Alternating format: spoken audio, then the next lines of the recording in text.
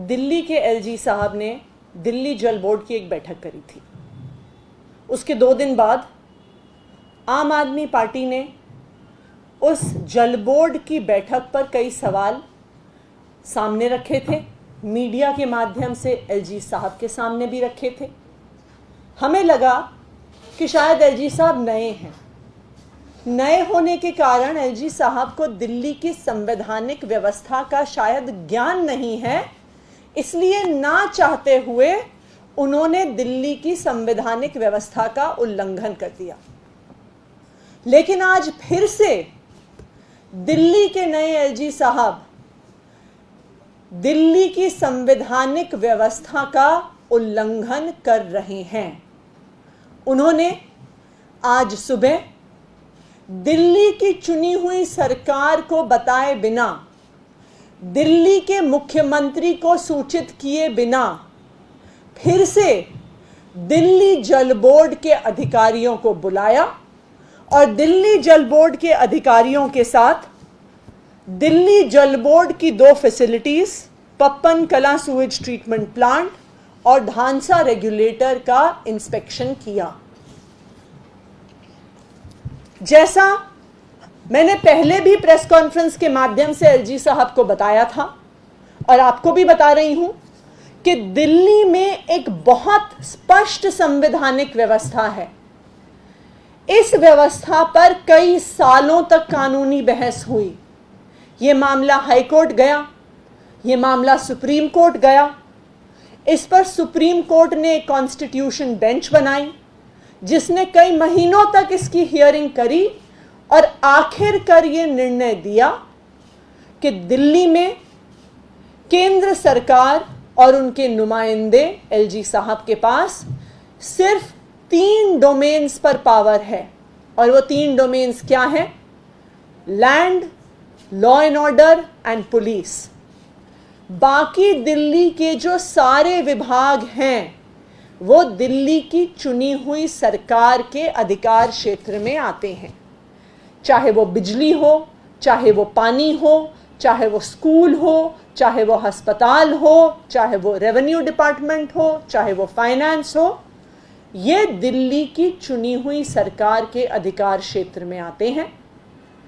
और यही बिजली, पानी, स्कूल, अस्पताल ठीक करने के लिए और इन पर काम करने के लिए दिल्ली के लोगों ने आम आदमी पार्टी को, दिल्ली के लोगों ने अरविंद केजरीवाल जी की सरकार को 1 नहीं, 2 नहीं, 3 बार चुन के भेजा है। इस देश के इतिहास में आम आदमी पार्टी पहली ऐसी पार्टी है जिसे 2 कंसेक्यूटिव चुनावों में, 2 लगातार चुनावों में 90% से ज्यादा विधानसभा की सीटें उस पार्टी ने जीती हैं। ये भारत के लोकतंत्र में पहली ऐसी पार्टी है। दिल्ली के लोगों ने आम आदमी पार्टी को क्यों जिता के भेजा? क्योंकि वो चाहते थे कि अरविंद केजरीवाल की सरकार बिजली, पानी, स्कूल, अस्पताल पे काम करे। क्योंकि वो अरविंद केजरीवाल जी की सरकार के काम से खुश थे, क्योंकि वो चाहते थे बच्चों को अच्छे स्कूल मिले, अच्छे अस्पताल मिले, फ्री बिजली मिले, फ्री पानी मिले, 24 घंटे बिजली मिले, 24 घंटे पानी मिले। इसकी वजह से दिल्ली के लोगों ने अरविंद केजरीवाल जी की सरकार को जिता के भेजा था, क्योंकि उन्हें पता था कि बिजली, पानी, स्कूल, अस्पताल अरविंद केजरीवाल जी के अंडर आता है। दिल्ली के लोग दिल्ली की संवैधानिक व्यवस्था समझते हैं, लेकिन आज इस संवैधानिक व्यवस्था का उल्लंघन दिल्ली के एलजी साहब खुद कर रहे हैं। मैं फिर से एलजी साहब को याद दिलाना चाहूंगी कि आपके पावर में सिर्फ और सिर्फ 3 एरियाज आते हैं: लैंड, लॉ एंड ऑर्डर और पुलिस। और अभी की परिस्थिति में, क्योंकि एमसीडी डायरेक्टली केंद्र सरकार चला रही है और आप केंद्र सरकार के नुमाइंदे हैं, तो इन 3 अधिकार क्षेत्रों के साथ हम एक चौथा अधिकार क्षेत्र भी जोड़ सकते हैं, वो है एमसीडी। लेकिन पानी की व्यवस्था करना दिल्ली की चुनी हुई सरकार का काम है, बिजली की व्यवस्था करना दिल्ली की चुनी हुई सरकार का काम है, स्कूल को ठीक करना दिल्ली की चुनी हुई सरकार का काम है, अस्पताल को ठीक करना दिल्ली की चुनी हुई सरकार का काम है। और अगर एलजी साहब अब दिल्ली की चुनी हुई सरकार के अधिकार क्षेत्र में दखल डालेंगे तो एक बार तो इंसान ये मान सकता है कि गलती हो गई, लेकिन अगर बार बार वो दखल डालेंगे तो ये स्पष्ट हो जाएगा कि वो दिल्ली की चुनी हुई सरकार के खिलाफ षड्यंत्र कर रहे हैं, कि वो दिल्ली की चुनी हुई सरकार जिसको दिल्ली की जनता ने चुन के भेजा है उसके अधिकार क्षेत्र का हनन कर रहे हैं, और वो लोकतंत्र के खिलाफ षड्यंत्र कर रहे हैं, क्योंकि लोगों ने एक चुनाव के माध्यम से दिल्ली में अरविंद केजरीवाल जी की आम आदमी पार्टी की सरकार को चुन के भेजा है। मैं एलजी साहब से कहना चाहूंगी कि सर, पहले आप अपना घर तो ठीक कर लीजिए। आपके पास जो पावर्स हैं, आपके तहत डीडीए आता है, आपके तहत पुलिस आती है, आपके तहत लॉ एंड ऑर्डर आता है, आपके तहत एमसीडी आती है। डीडीए का काम है कि दिल्ली में आने वाले हर निवासी को अफोर्डेबल हाउसिंग दे। क्या कर रही है डीडीए? आज दिल्ली में किसी भी, आप गरीब तो छोड़ दीजिए, किसी भी एक मिडिल क्लास व्यक्ति के लिए घर खरीदने का सोचना असंभव है। ये किस लिए है? क्योंकि डीडीए अपना काम नहीं कर रही है। तो मेरा एलजी साहब से ये निवेदन है कि पहले आप दिल्ली वालों को अफोर्डेबल हाउसिंग दीजिए, दिल्ली के हर व्यक्ति को रहने के घर का इंतजाम करिए, फिर दूसरों के कामों में दखल दीजिए। मैं एलजी साहब को कहना चाहूंगी कि उन्होंने खुद पहले दिन ये कहा था कि मैं आपको अपने एसी ऑफिस में नहीं दिखूंगा, मैं दिल्ली की सड़कों पे दिखूंगा। तो मैं उनसे ये निवेदन करती हूं कि जरा दिल्ली के सड़कों पे कितनी गंदगी है, जरा अपने ऑफिस से निकल के देखिए कि जो एमसीडी आपके अंडर आती है उसने साफ सफाई के नाम पे दिल्ली को कितना बदनाम करके रखा हुआ है, कि कोई भी व्यक्ति दिल्ली के बाहर का जब सबसे पहले दिल्ली में आता है, कोई विदेश से भारत की राजधानी में एयरपोर्ट पे लैंड करता है और देश की राजधानी क्षेत्र में जाता है तो वो गंदगी देखता है सबसे पहले। कोई ट्रेन से या बस से दिल्ली में घुसता है तो सबसे पहले कूड़े के पहाड़ देखता है। पिछले 3 दिन से भलसवा के कूड़े के पहाड़ में आग लग रही है, वो जहरीला धुआं लोगों के घरों में जा रहा है। एलजी साहब के पास समय नहीं है कि जो जहरीला धुआं भलसवा के कूड़े के पहाड़ से लोगों में घर में जा रहा है उसकी समस्या का समाधान करें। मैं एलजी साहब से ये कहना चाहूंगी कि एलजी साहब, पहले दिल्ली साफ करिए, पहले दिल्ली के इन 3 कूड़े के पहाड़ों का सफाया करिए, फिर दिल्ली सरकार के आने वाले कामों को झांकने के बारे में भी सोचिए। एलजी साहब ने 26 मई को शपथ ली। एलजी साहब जो दिल्ली की लॉ एंड ऑर्डर सिचुएशन के लिए जिम्मेदार हैं, हमने 26 मई के बाद के बस कुछ न्यूज़पेपर निकाले और मैं बस कुछ चंद न्यूज़पेपर रिपोर्ट्स दिल्ली की लॉ एंड ऑर्डर सिचुएशन के एलजी साहब को बताना चाहूं। 26 मई को उन्होंने शपथ ली।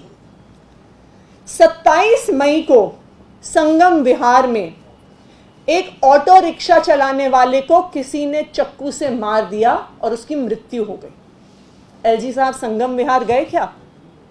उन्होंने संगम विहार थाने में कुछ पता किया क्या कि इस मर्डर के लिए कौन जिम्मेदार था?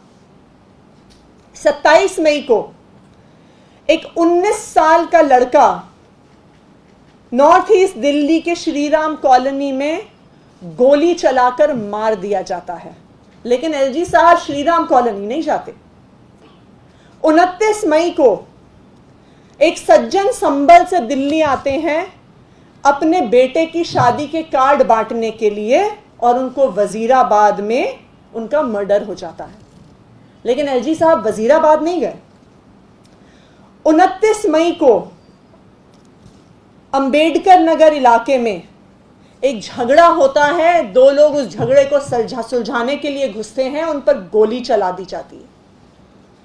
30 मई को चितरंजन पार्क में एक लड़की का इंटरव्यू के बहाने बुलाकर बलात्कार होता है। 31 मई को एक व्यक्ति को चाकू से मार दिया जाता है मधु विहार में। 2 जून को दिल्ली के आदर्श नगर इलाके में एक आदमी को पीट पीट कर मार दिया जाता है। 4 जून को एक 9 साल की लड़की का बलात्कार होता है। 4 जून को दिल्ली के जोरबाग मेट्रो स्टेशन पर एक लड़की के साथ सेक्सुअल हैरेसमेंट होती है। यह है एलजी साहब की ज्वाइन करने के बाद, एलजी साहब के अपॉइंट होने के बाद दिल्ली की लॉ एंड ऑर्डर सिचुएशन की एक छोटी सी तस्वीर।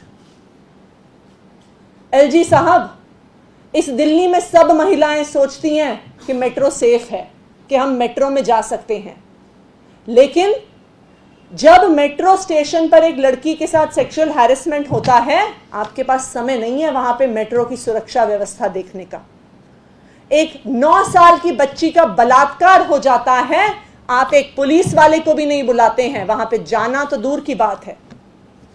तो मेरा एलजी साहब से आग्रह है कि दिल्ली सरकार के अधिकार क्षेत्र में दखल डालने के बजाय जो दिल्ली की साफ सफाई, जो दिल्ली में आम लोगों को घर देना और जो दिल्ली में लॉ एंड ऑर्डर देना और महिलाओं को सुरक्षा देना जो आपकी जिम्मेदारी है, पहले आप अपनी जिम्मेदारी का वहन करिए।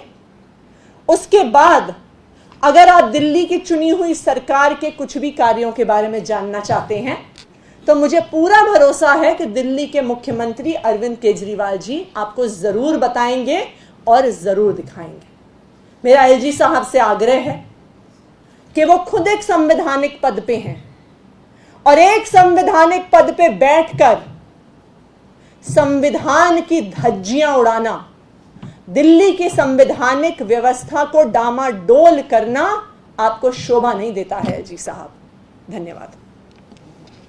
पहले आपने जब सवाल उठाया था उसके अगले दिन आम आदमी पार्टी के कई विधायकों से मिले थे और उन्होंने प्रेस कॉन्फ्रेंस करके बोला था कि एलजी ने माना कि कुछ जानकारी लेना चाह रही थी, इसलिए बुलाए, इसके अधिकारियों को बुलाया। तो आपको लगता है ये लगातार जो करे इंटेंशनली हो रहा है? देखिए, जब एक बार कोई गलती होती है, एक बार कुछ होता है तो इंसान सोचता है गलती है। जब बार बार होता है तो फिर लगता है कि जानबूझकर किया जा रहा है।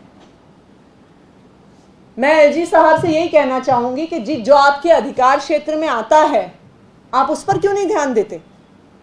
क्या दिल्ली की सारी महिलाएं सुरक्षित हो गई हैं? क्या दिल्ली में सारे पेंडिंग केसेस बंद हो गए हैं? क्या दिल्ली में साफ सफाई हो गई है? कि बस आपके पास अब एक काम बचा है कि दिल्ली की चुनी हुई सरकार के अलग अलग विभाग क्या कर रहे हैं ये आप जानना चाहते हैं? दूसरी बात, अगर आप जानना ही चाहते हैं तो संवैधानिक तरीके से जानिए। आप मुख्यमंत्री साहब को बुलाइए, आपकी कल उनसे मुलाकात भी हुई है, आप उनसे पूछिए, आप उनको कहिए कि आप अपने मंत्रियों को, अपने अफसरों को साथ लेके आइए, हम कुछ सूचना जानना चाहते हैं। लेकिन अगर बार बार संवैधानिक व्यवस्था तोड़कर जब अफसरों को बुलाया जाता है, संविधान को डामाडोल किया जाता है, तो लगता है कि ये गलती नहीं हो रही है, ये शायद एक षड्यंत्र है। ठीक है जी, थैंक यू।